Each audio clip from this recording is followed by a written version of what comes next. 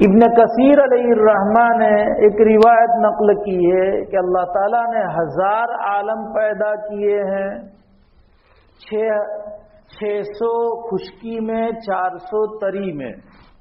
پھر اس کے بعد ایک واقعہ نقل کیا ہے حضرت عمر رضی اللہ تعالیٰ عنہ کے زمانے کا۔ حضرت عمر رضی اللہ تعالیٰ عنہ کے زمانے میں ٹڈی جانتے ہوں گے، جس کو ہم ٹیٹی گھوڑا کہتے ہیں، ہمارے یہاں بارش میں آتا ہے، اور میزا ہنزرا کہہ دوں کہ وہ جتنا کودتا ہے اس سے زیادہ ہم کودتے ہیں، وہ جتنا کودتا ہے اس سے زیادہ ہم کودتے ہیں۔ درمیان میں ذرا رک کر کے ایک مسئلے کے اعتبار سے بھی بات سمجھا دوں اور حدیث سے سمجھا دوں۔ یہ جو ٹڈی ہے اس کو کھانا جائز ہے، اور ساؤتھ افریقہ میں لوگ اس کو فرائی کر کے کھاتے بھی ہیں، بازار میں باضابطہ اس کی بیچنے کے، جیسے ہمارے ہاں سبزیاں لے کر ٹرکیں آتی ہیں نا، ویسے ساؤتھ افریقہ میں ٹڈیوں کی ٹرکیں آتی ہیں، اور لوگ اس کو خریدتے ہیں اور اس کو فرائی کر کے پھر کھاتے بھی ہیں، اور جائز ہے کھانا۔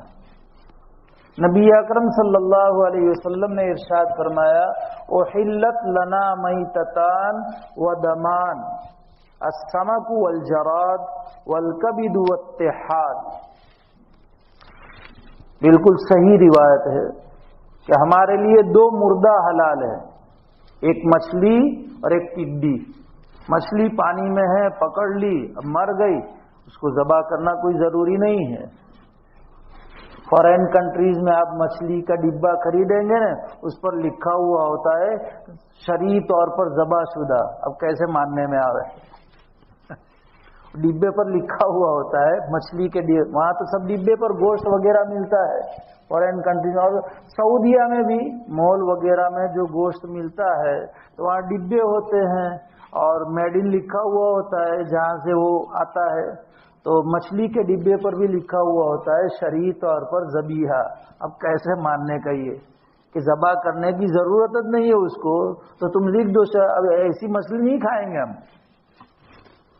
خیر، تو یہ کہ اس کو باہر نکال لیا، مر گئی، اب یہ مردہ ہمارے لیے حلال ہے۔ اسی طریقے سے ٹڈی کو پکڑا اور آپ نے اس کے سر کو توڑ دیا اور وہ مر گئی، تو اس صورت میں وہ حلال ہے۔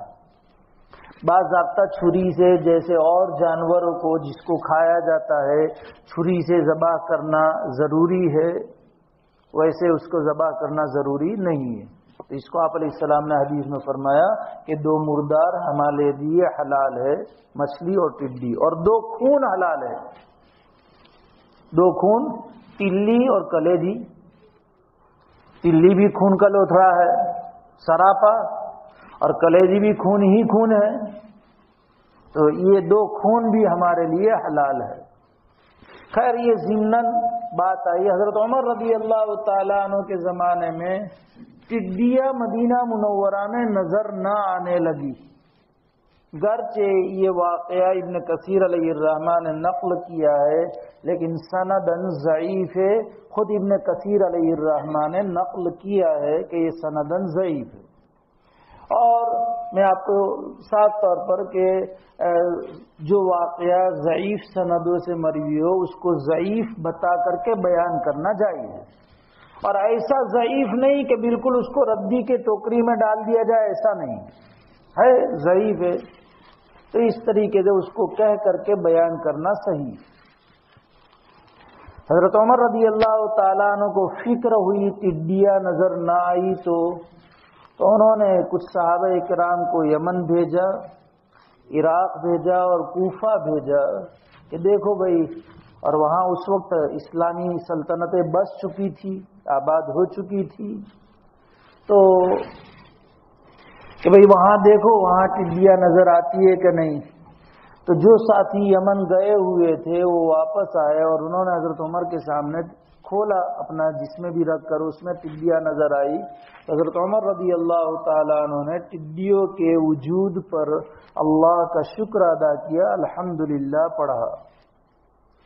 پھر حضرت عمر رضی اللہ تعالیٰ عنہ فرمایا کہ میں نے نبی اکرم صلی اللہ علیہ وسلم کو فرماتے ہوئے سنا ہے کہ دنیا میں سب سے پہلے ٹڈیاں ختم ہوگی، اور جب ٹڈیاں ختم ہو جائے گی پھر باقی ساری قومیں اور باقی ساری امتیں یعنی جانور اور مخلوقات اس طرح ختم ہونا شروع ہو جائے گی کہ جیسے تسبیح کا دھاگا ٹوٹتا ہے اور موتی کے دانے یکے بعد دیگرے مسلسل گرتے ہیں، اسی طرح اور بھی مخلوقات پھر ختم ہو جائے گی اور پھر دنیا کا خاتمہ ہوگا۔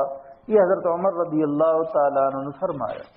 تو خیر ابھی ٹڈیاں نظر آتی ہیں، بارش کے موسم میں، شہر میں تو نہیں آتی لیکن دیہات میں تو نظر آتی ہے، لہذا پولیوشن کی وجہ سے شہروں میں بارش کے موسم میں جو مخلوقات دیہاتوں میں نظر آتی ہے وہ شہر میں نظر نہیں آتی ہے۔ میں تو ان مخلوقات کو بغور دیکھتا ہوں اور اللہ کی قدرت کو اس پر سے غور کرتا ہوں کہ عجیب ایک بارش ہوئی ہے، رات کو تم لائٹ چالو کرو کہ ہزاروں قسم کی مخلوق۔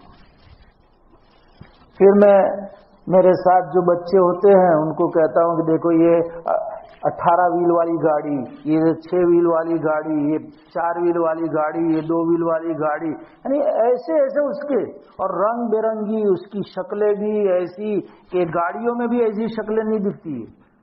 کمپنی والے کو اگر ماڈل بنانا ہو نا تو دیہاتوں میں چلے جاؤ اور بارش کے موسم میں ان جانوروں کو دیکھ کر کے وہ اپنی گاڑیوں کے ماڈل بنا سکتے ہیں اور ان کو ہزاروں ماڈل مل جائے گا عجیب عجیب طرح کے۔ تو کمپنیاں بہت چلنے لگے نئے نئے ماڈل کی وجہ سے، کیونکہ آج بس نیا ماڈل چاہیے چاہے کچھ بھی ہو اس کے اندر۔ تو خیر تو یہ بھی رب العالمین کہ تمام جہانوں کا پالنہار ہے۔